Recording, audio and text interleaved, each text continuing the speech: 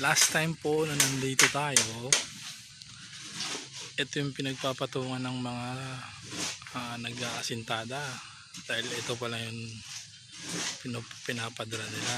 Ngayon po ay na, parang second floor na po, ang nangyari. Pero ano lang po yan, bungalow type lang po yan. Ayan po,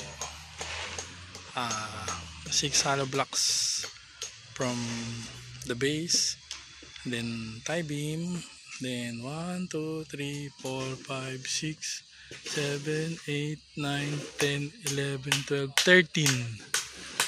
13 ang patong sa ibabaw ng tie beam. 13 hollow blocks. Grabe ba?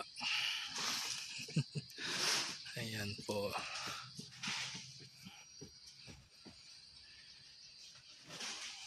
Kala mo second floor na, oh.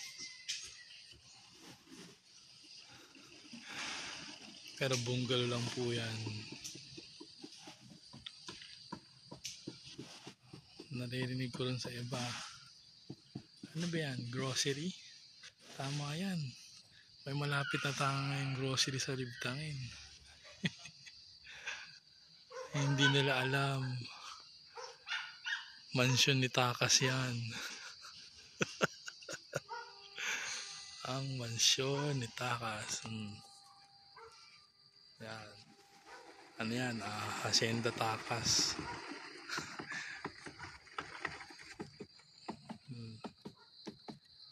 Later on, God willing, ma-develop. Hacienda Takas.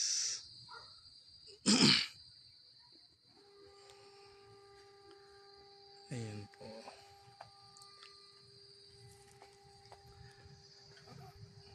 Magaling ang ano nila, game plan.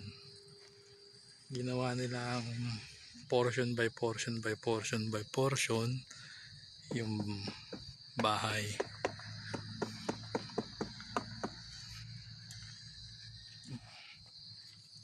Ang ginawa nila is, halimbawa yan ay 300 square meter. Ayan, ito muna ang tinira nila, itong 75. And then pag na-reach na nila yung top na hollow blocks, kasi 3 meters po yan, tigil na muna sila dyan, awaiting for the beam. And then lipat naman sila dito sa another 75. Ayan, yung kalahati ng pinto dito. Sa total ko lang po yun, ha. This is 75, 75, then another 75 here, and then another 75 there, and then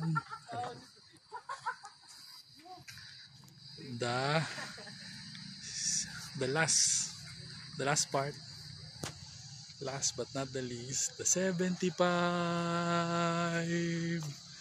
bedroom.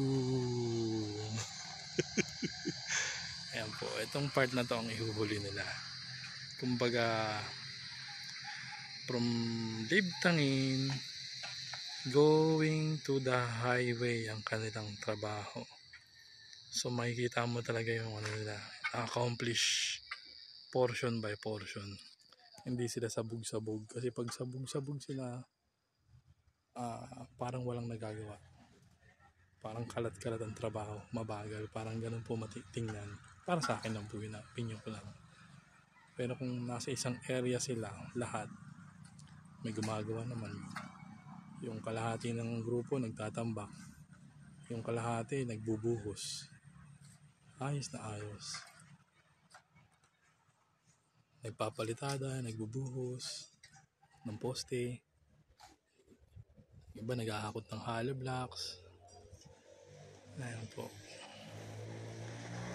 So, organized naman po so far. And then, nandito pala yung may-ari ng asyenda. Ayun o. Nagdidilig yung may-ari ng asyenda. Oh. Akala nyo ganyan-ganyan lang yan ha.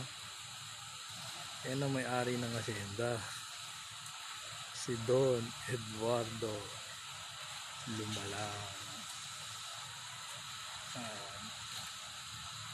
Nagdidilig po siya ng kanyang mga pananim sa kanyang asyenda. Ayan po. 74 years old, but still kicking like Carabao.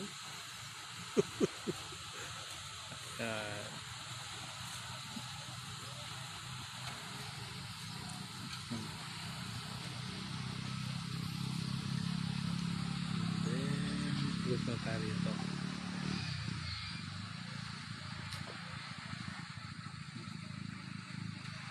Oh, Kalaunan pala.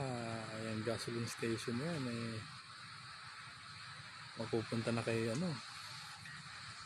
Joke lang. Kay Don Takas. Malay mo nga naman. Yung Petromax magiging Takas Max. Kidding aside lang po. Ayan. Malaki pa itong madidevelop dito sa area na to. Malaki pa. Tutusin pwede itong village. Siguro mga 50 house. Maluwag pa ito sa 50 bahay. Ayan ate. Babu.